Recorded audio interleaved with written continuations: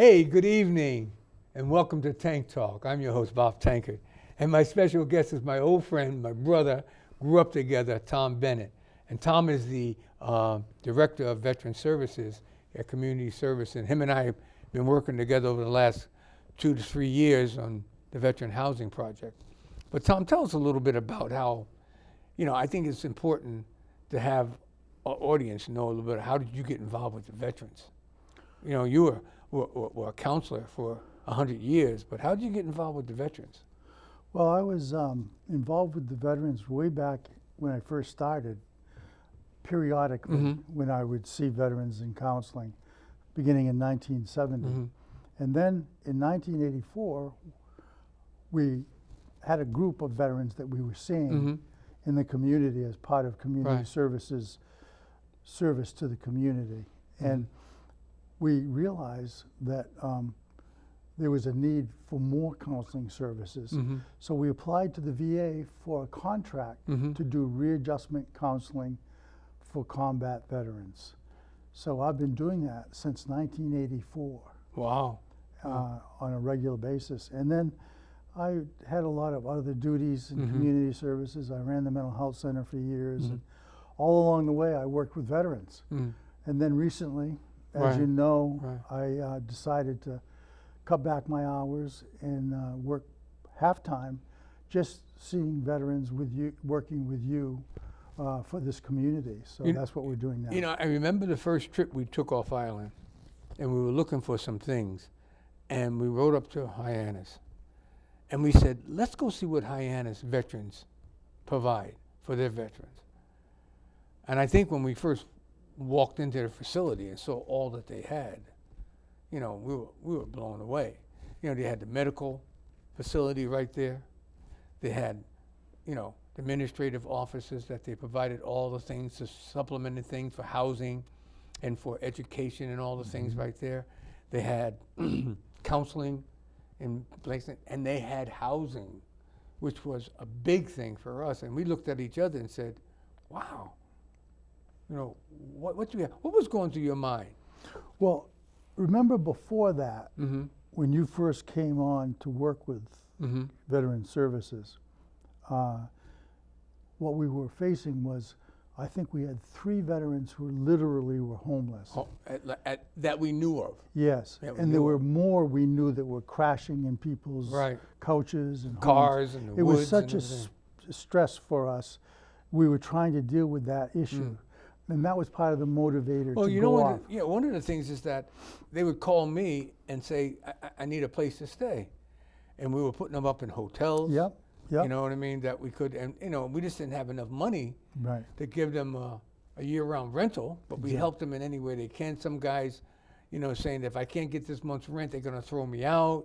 So we'd had to do that and the other things. And we could in a short-term crisis, we could help them. Right. But what we realized is a lot of these guys needed long-term housing. Right. And then there were people who were hardly able to pay their rents on the island. That were veterans as well. Exactly. So. And so, I can remember us looking at each other, and I said, of all the things that we saw that day, the medical facilities that were there, the food pantry, the administrative office, and all the things that we both clicked in our minds was, we need housing. Yeah. We need to find out, how can we get veteran housing on the Vineyard for our veterans? Right. And it wasn't just for veterans. Some of these guys we knew. Yeah. Some of these guys we grew up with. That's right. And some of these guys were in dire straits. Yes. You know what I mean? And, it gets cold out there. I always tell the story to people. I said, when I was in service in Korea up on the DMZ, I never experienced cold like that before. And I can remember bundled up and having to go out in the field for a week and jumping out of the back of that deuce and a half, and felt as though I was jumping on my knees. My feet were so cold, And I said, these guys are living in those conditions. I said, this is unbearable. This is, you can't do that. We got to do something. Right. And do you remember the next step? We organized the Veterans Advisory Committee. Right. We already had a committee. And we took this issue to that committee to see if there were other priorities that they saw. Right. But they all agreed basically that this was the paramount problem Right. that we needed to But you know address. what else happened? We took a group of people that were on the committee. Jim Bishop was one. Dave Barabee was another one. We had Paul Schultz. We had Skip Mayhew. Yeah, They were, and myself. And we also had Bruce Mark- Montrose. Bruce Montrose, Mark Leonard Yeah. from the town. They came on as the military aspect. All these guys military looking at work. But it was amazing. I was surprised that the civilian people that jumped right in, Jane Chandler, Jane Chandler, big time. And Anita then, Body, yeah, you know, Margaret the First, they jumped right in, and Philippe Jordy, and were willing to do all that they can and take this burden that we were handling and become a part of that. yeah, joined us in the effort and really made the difference in our enthusiasm to move forward with it. Yes, it gave us that spirit Yeah. of let's continue, let's do Yeah. this together. And what it was a concrete team. We worked as a team. We saw the need and we pulled together and we allowed each other or each person to use their strengths and abilities for the advancement of Yeah. the whole situation. And on our team, you being the outreach worker advocate, you took the lead with that and did a tremendous job within the community making connections. And then you and I also connected with the Cape Cod and Islands Right. Community Outreach Program, and they were tremendously supportive in helping us to really frame how to proceed forward. You know one thing, I remember talking to Jim, Joe Taylor, Bill Burke, and Bill Blasdale. I remember talking to those guys, and they said, we were called the Cape and Islands Veterans Outreach Center, but we really weren't doing that much for the Cape, for the islands. And you and I noted that You- before right. we went over there. Exactly. And I said to them, and they said, Yeah. we needed to get a more definitive relationship. So when you brought this thing to us, we discussed it, amongst our group over here and realized that becoming a part of this was going to be advantageous to us and our veterans. And Jim Seymour, especially, the Yeah. executive director, Executive at the, director. Cape Cod. And Him, and I think the other person that came in at the time that was very instrumental to us, that gave us a vision and how we could look at things, was Philippe Jordy. yeah, Philippe came in, I remember him in the beginning, you know, a lot of this was through Zoom and whatnot, but he was very instrumental in instructing us how to go about looking at housing and the land and the processes that we needed to go to in order to get this to happen. and also saying that he wanted to join us in this Exactly. effort with the Island Housing Trust, Right, where right. he is the overseer of that program. And Jim Bishop, you know, Yeah. Jim is our brother, and we always have fun with Jim. But Jim being on the O Plus housing, and we didn't have a real contact at that time. We didn't have an individual that we really knew of. We knew that Mike Culinary was in West Tisbury. We didn't know anybody really in the housing authority in Edgartown or way up Island. But Jim Really took that to the Oak Bluffs. took it to Committee, the Oak yeah. Plus Housing Authority along with Mark Leonard, Yeah, and they presented it, and they realized that this is something that's needed on the island. right. And the two of them got the housing committee in Oak Bluffs behind it, the Yep. Affordable Housing Right. Committee, and then they even moved it to getting the selectmen behind it. Well, you know what the amazing thing was? Jim was very vocal about getting this land. And the first piece of land that we looked at, there was some Jessica Lane. And we were so happy. I brought Bill over and Jim Seymour over, and we went to Yeah, we went out there. We went and We took went the out land there, and yeah. everything else, and Yeah. started saying that we could have it this, that, and the other. And Jane and all of them were involved, but that closed it down because it wasn't clear title. Right. And our heads went down and said, "What are we going to do?" Now what? But Jim Bishop and Mark Leonard didn't put their heads down. Yeah. And they came together, and all of a sudden, up comes Bellevue Avenue That's in Oak right. Bluffs. That's right. To 3.5 acres.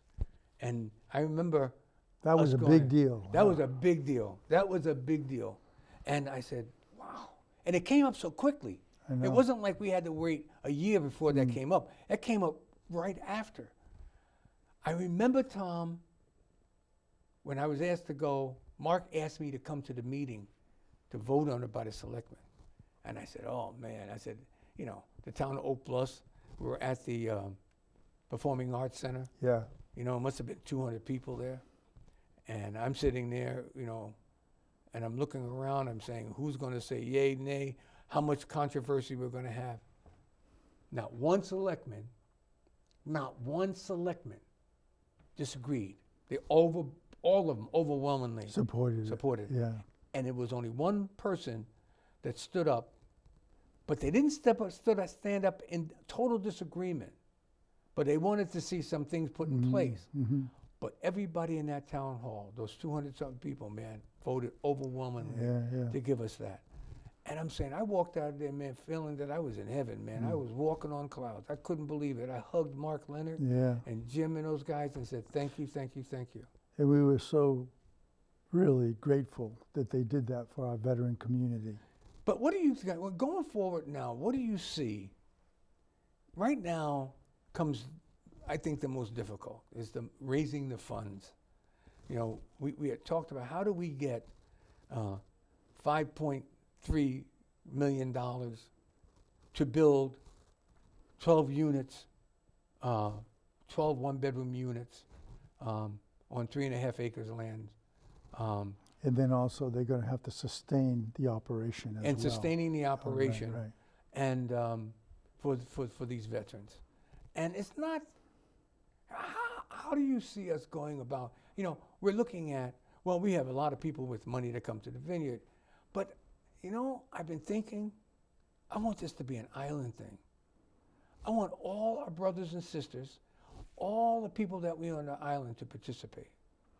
It would really make such a positive message to the veterans, wouldn't it?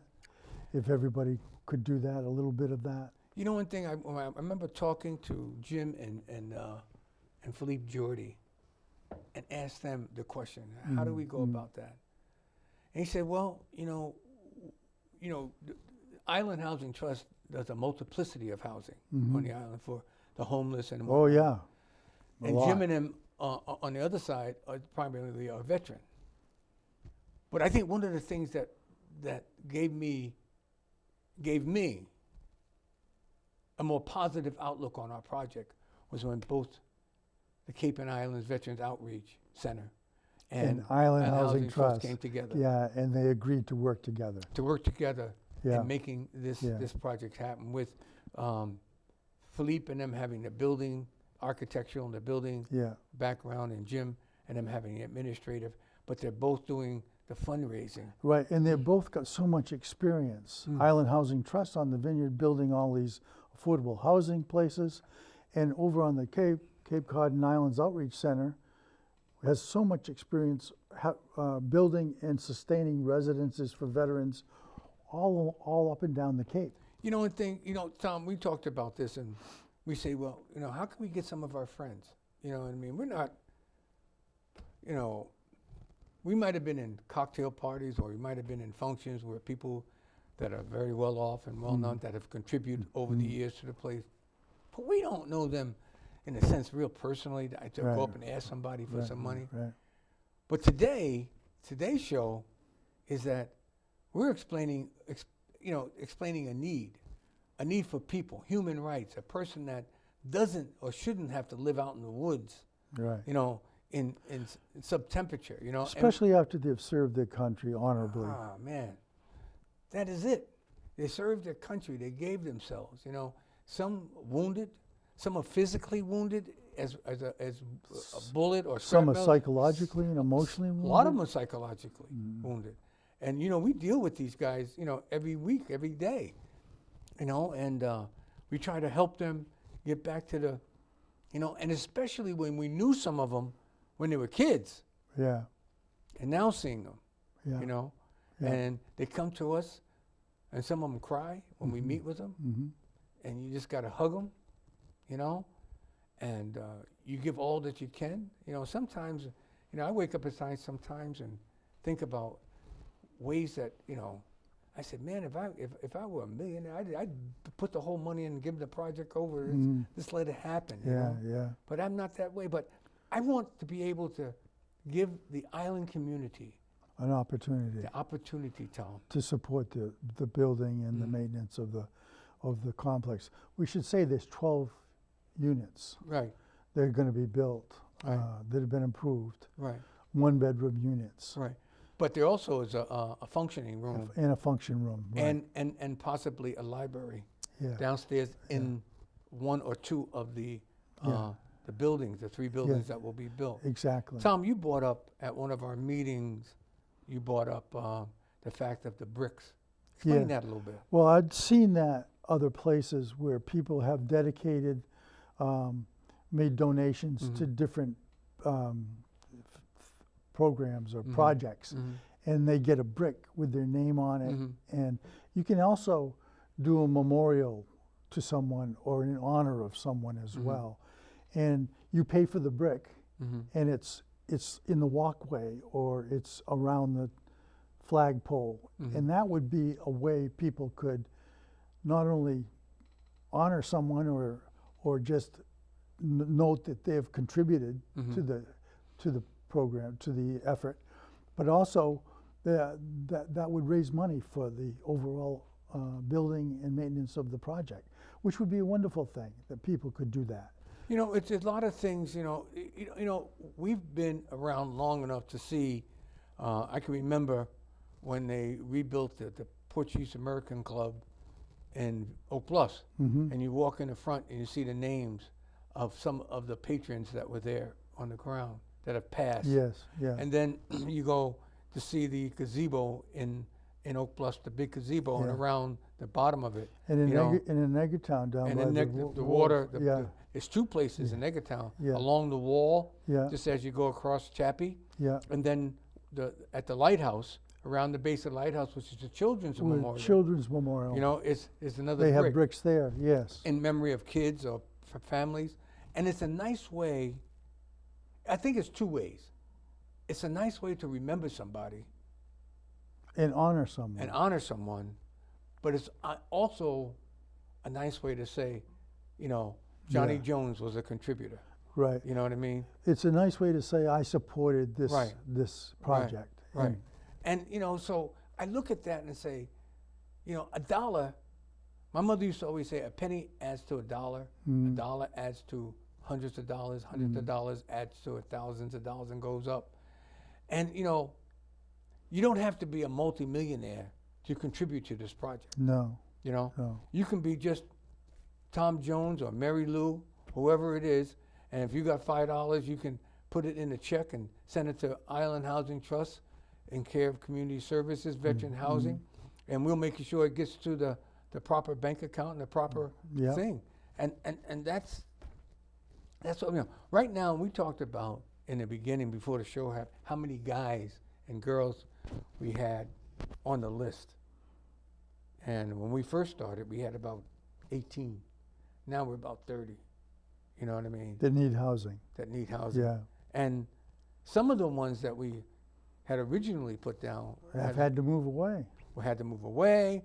Some of them have families now, have 1 or 2 kids, and Some of them have passed away. some passed away, and some passed away in the cold. Yeah. You know what I mean? Yeah. Yeah. And we want to see this project to be completed expeditiously. We want this to. Yeah. I think to do the brick, I think that they usually have a cost to do a brick, and I'm not sure what that would be. I think you had mentioned at one of our meetings around $250. $250 To was do a what brick. Somebody from Island Housing Trust mentioned. Right. To That do a brick. Might be a possibility Right. to do. And we know that there's going to be a nice flagpole, and around the flagpole there will be Yeah. a ceremonial bricks Yeah. laid around it. But they were talking about Jim and Felipe and them were talking, and Joanna, who was the major fundraiser, were talking about other places where they might have bricks and and various things. Or even other things like, I remember they mentioned something, if somebody gives over $1,000, Right. they have a plaque or something. You know, it was like if you gave like $100,000, you'd have this. If you gave $1 million, one Yeah, of the buildings yeah, would be yeah, named after you, or something like that. And to me, I don't care how you give it, Right. and what's named after you, Yeah. as long as we can Get can make it happen. As we get the word out there that Right. we need support financially for this. You know, so when we were over there in Hyannis and we looked around, and we saw the things that happened. We're talking about even now, getting some of the things that the veterans need on the island here. Now we're looking at getting a person that's an audiologist to come over and look at our vets. A And person that's the optometrist to come over. as well. The hardest thing for them to come over and work for us is to get a dental. Yeah. You know what I mean?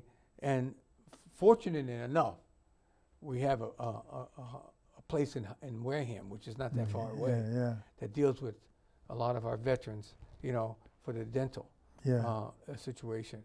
But when we talk about our housing, I just want to give a big shout out to people like Jane, Anita, you know what I mean, for them doing all the things that they've done. We've had fundraising with the Sharks baseball team. Yes. And we raised about $8,000 towards veteran housing then. We did the Whaling Church with comedy night. We had comedy night at the Whaling Church, and we pulled in another $3,000 or $4,000 there. So there are things that are going to happen, and that happened, recently.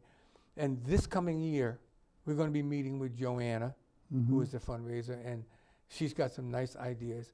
We're just asking, we're really asking you to be a big part of this project.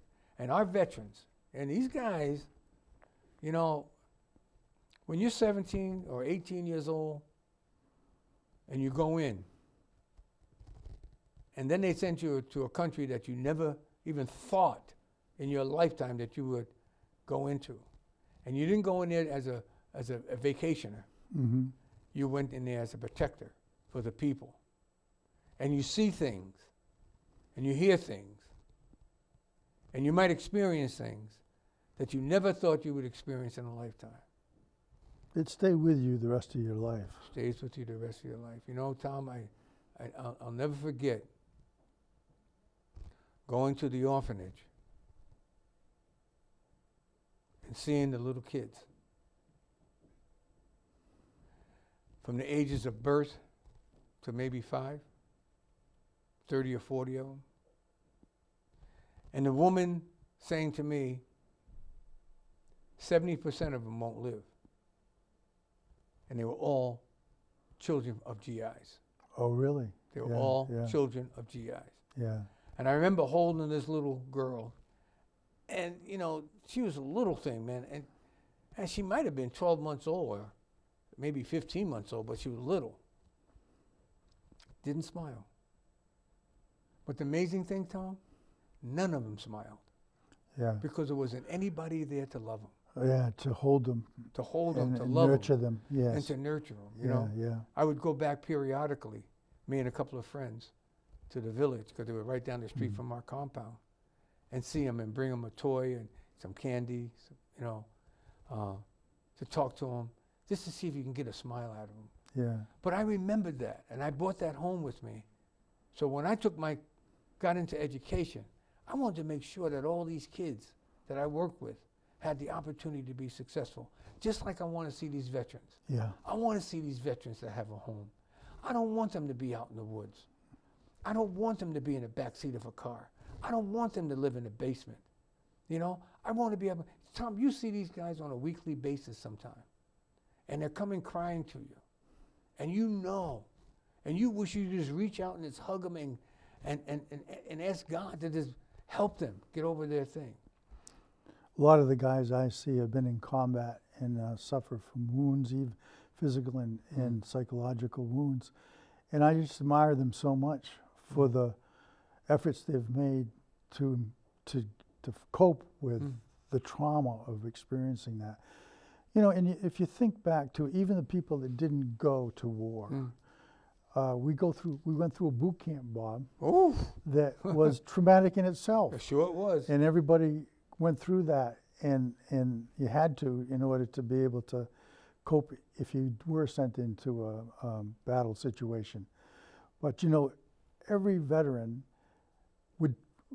was there, and if it was the luck of the draw, if they got sent to combat or if they were put in some other position to Yeah.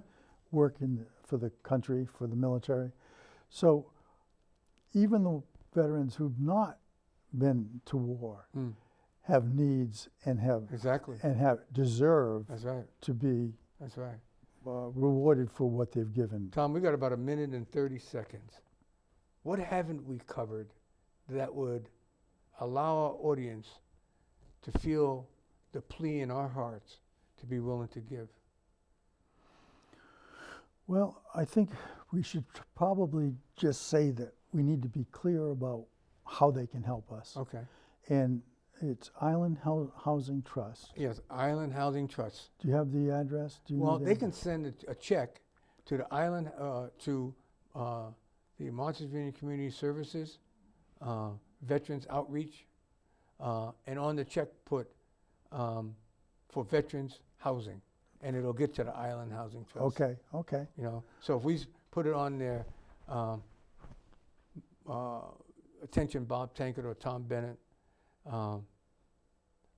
Martha's Vineyard Community Services, 111 Vineyard Haven Road, Vineyard Haven, Mass. And on the check put for veteran housing, Okay. and it'll get there. Great. Or they can, if they have the address of Island Housing Trust, they can give it Yeah. right there. I think the last thing I'd end with is, if you know and see a veteran in the community, just thank them for their service. I think they'll appreciate it. Yeah, they say thanks, buddy. Yeah. You know what I mean? And maybe we love you. Yeah. Tommy, listen, we're going to be doing something again. We'll be talking about this. We got a meeting coming up with our committees pretty soon. To plan some fundraising To plan events. some fundraising to find Yeah. out ways. Listen, I want to thank you, man. Okay. And I want to thank you for tuning in to Tank Talk. Please remember our veterans. They were there for all of us. And until next time, this is your host, Bob Tankard, saying good evening.